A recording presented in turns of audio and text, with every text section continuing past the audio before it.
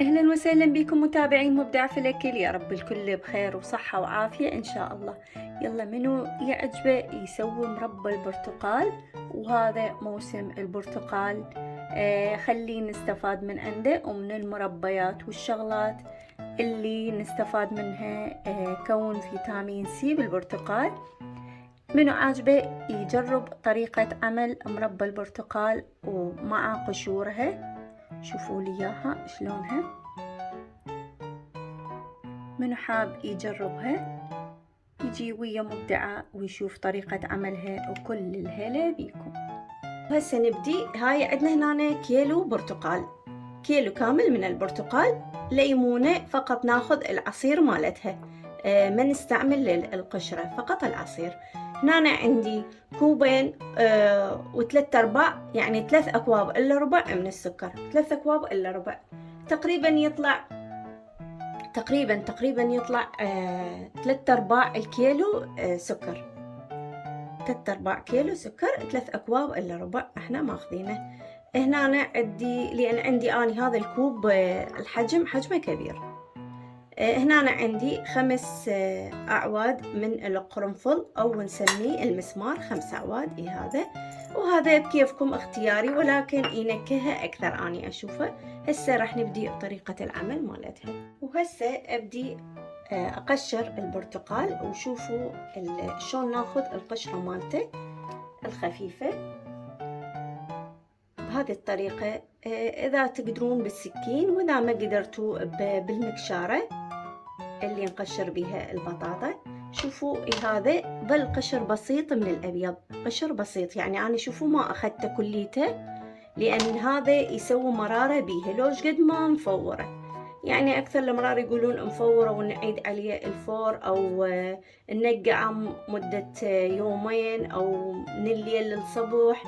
ما أشوفه. أنا شفت، جربت الصراحة وسويتها وصورتها، بس ما نشرتها لأن شفت بيها مرارة، ما حبيت أغشكم بيها. شفت بيها مرارة. بس شوفوا هذا ناخذه كليته، نصفيه من القشر الأبيض.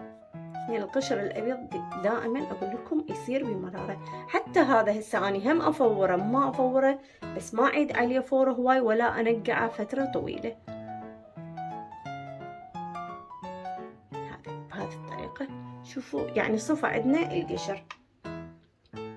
مرتوا هيك تقشير برش خفيف كلش. شوفوا ناخذها هيجي برش كلش خفيف، نبرشها، يعني ناخذ بس القطعة الصفرة مالتها، بس الأصفر مش قد ما نقدر، يعني على كيفنا، حتى ما أخذ القشرة البيضاء. شوفوا أيضا جربته بهاي المكشارة مال البطاطا، هم صارت أسهل بعد. عندنا أخذ هذا الجزء أشيله. شوفوا شلون يكون أسهل بعد أكثر من السكين، يعني صافي يطلع لنا.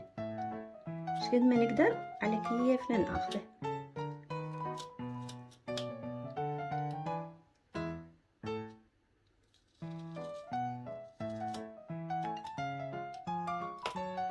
شوفوا شلون يطلع صافي. فالأفضل إذا تكون عندكم حادة بهذه الطريقة، تاخذه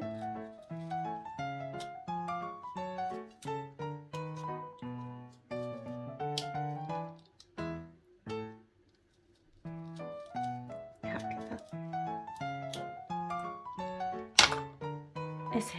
أسهل من السكين بهواية. إن شاء الله تكون واضحة عندكم. أكمل كله وأرجع لكم.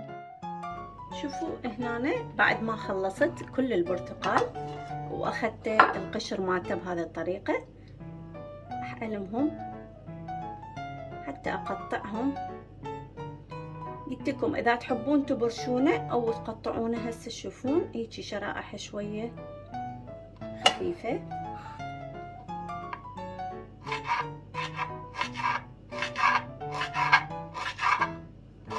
بهذه الطريقة.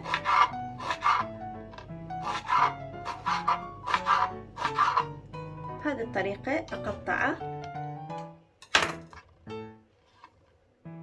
شوفوا بهذه الطريقة أقطعه حتى أخليه مي، وأخليه على النار إلى أن يفور شوية، وأصفيه وأرجع أفوره مرة ثانية، وأرجع أصفيه مرتين، أفوره وأصفيه، ما أذب المي مالته، ما أستعمله، أخذ فقط هي هذه اللبة اللي هسه نشتغل بيها.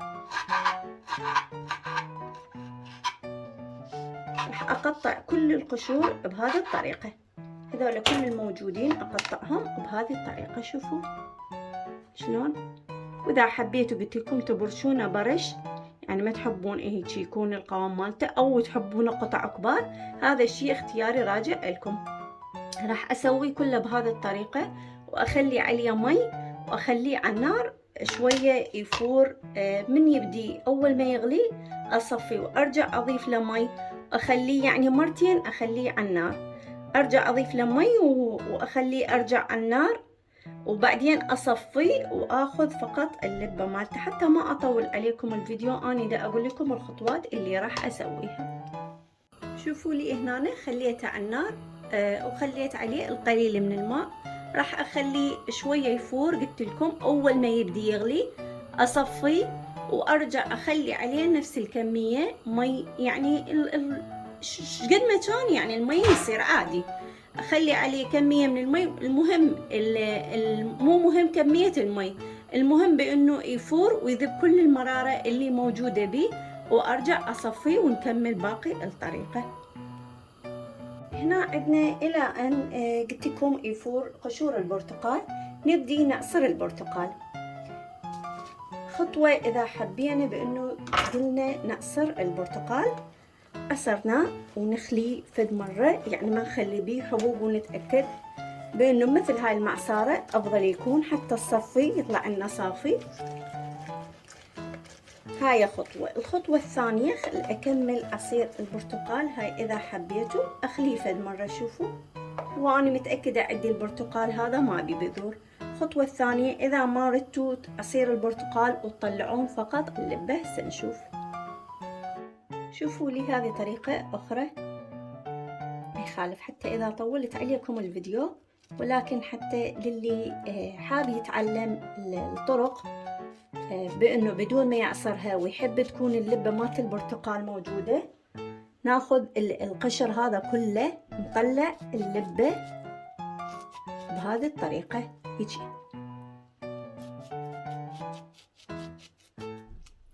حتى تكون أسهل للي نقول المبتدئين، مو اللي محترفين ويعرفون هذه الطرق كلها، للمبتدئين. أخذها هيج،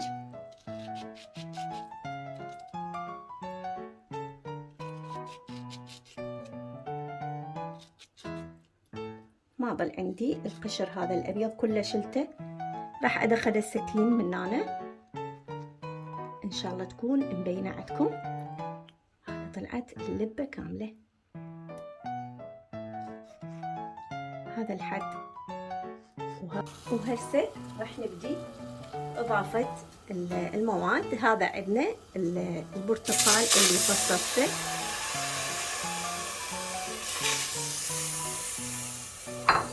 وهذه قشور البرتقال شوفوها شلون صارت بعد ما فورتها، حتى اختلف اللون مالتها، ذب كل المرارة اللي موجودة بيه.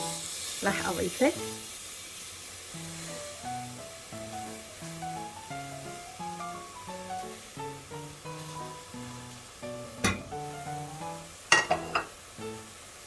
راح أضيف العصير مال البرتقال اللي عصرناه. هذا كيلو البرتقال اللي صار عندنا. هسه أضيف السكر اللي هو 3 أكواب إلا ربع. 3 أكواب إلا ربع.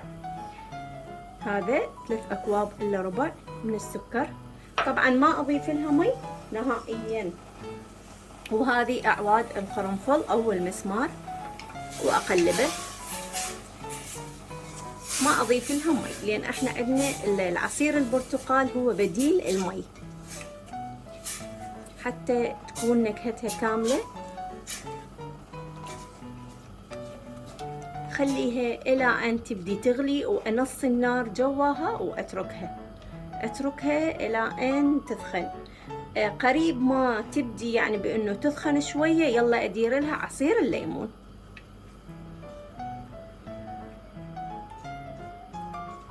هسه أتركها تغلي وبعدين أرجع أنص النار جواها وأغطيها وأخليها على كيفها.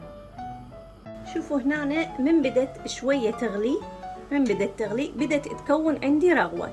هذه الرغوة اللي راح تكون عندي، الرغوة هاي تشوفونها، هاي الرغوة ضروري أشيلها. من تبدي تتكون عندي تجمع أكثر أخلي النار شوية للوسط، وسط، ما أخليها عالية حيل ولا أخليها ناصية. شوفوا هنا بعد ما جمعت عندي الرغوة، ماعون أخليه يمي وأشيل من عندها، ما أخليها. ضروري كل ما تتكون أشيلها، إلى أن أشوفها صفت عندي فد مرة. انتظرها تجمع هنا وأشيلها. قلت لكم هذه تأذينا، يعني حتى إذا نريد نحتفظ بالمربى فترة طويلة، هذه إذا ظلت بيها تخربها بأيام. ما تخليها تطول هواية وتخليها تخرب بأيام قليلة جدا.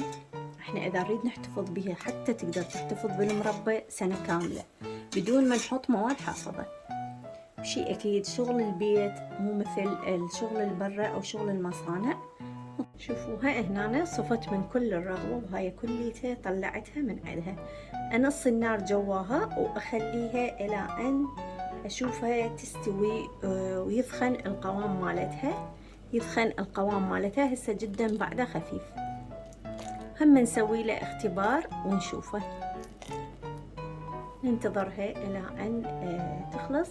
يعني تقريبا تاخذ لها نص ساعة على نار ناصية. هذه عندي شوفوها بعد ما غلت هواية، وشفت القوام مالت الشيرة مالتها أو السكر اللي ذاب عندنا مع البرتقال.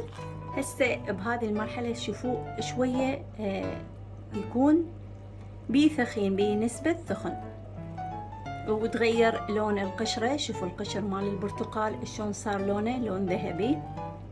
هسه راح أضيف عصير الليمون، عصير ليمونة كاملة أضيفه، لأن عندنا احنا مع حالات السكر عندنا البرتقال أيضا حلو. هذه الأعواد مال القرنفل إذا ما حبيتوا يظل بيها من تريدون تستوي شيلونه عادي، زيلونه. طبعا تعطيها كلش نكهة طيبة. بديل الفانيلا، إذا ما حبيتوا أعواد القرنفل أخلي فانيلا، وإذا مو فانيلا أخلي شوية هيل. هسه شوفوا لي المربى هنا صارت وكلش زينة. شوفوا القوام مالتها، خليها أشوفها بالملعقة أفضل. شوفوها هنا، شوفوا شلون صار اللون مالتها. ولا تشوفون بأنه تقولون هذه نقول الشيرة مالتها خفيفة، لا، بس تبرد تصير كلش ثخينة. راح أطفي عليها وانتظرها تبرد وأشوفكم القوام مالتها بعد ما تبرد.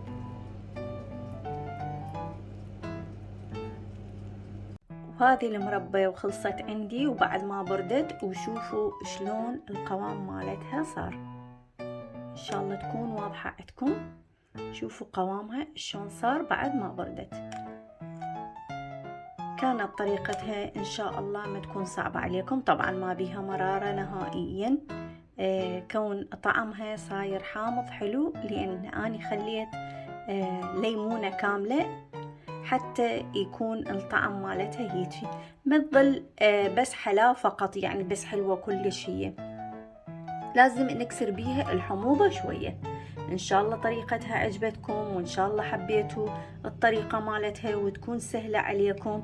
طبعا شوفوا القشور ضاعت صار لون الذهبي مالتها بينها وبين اللبة ما مبين من عندها شي. والله أتمنى تذوقوها من إيد مبدعة. إن شاء الله طريقتها عجبتكم. أشكر متابعتكم للفيديو، وأشكر كل شخص دا يدخل للقناة ودا يشترك ودا يعلق. أهلا وسهلا بكم، أختكم مبدعة في الأكل، مع ألف سلامة.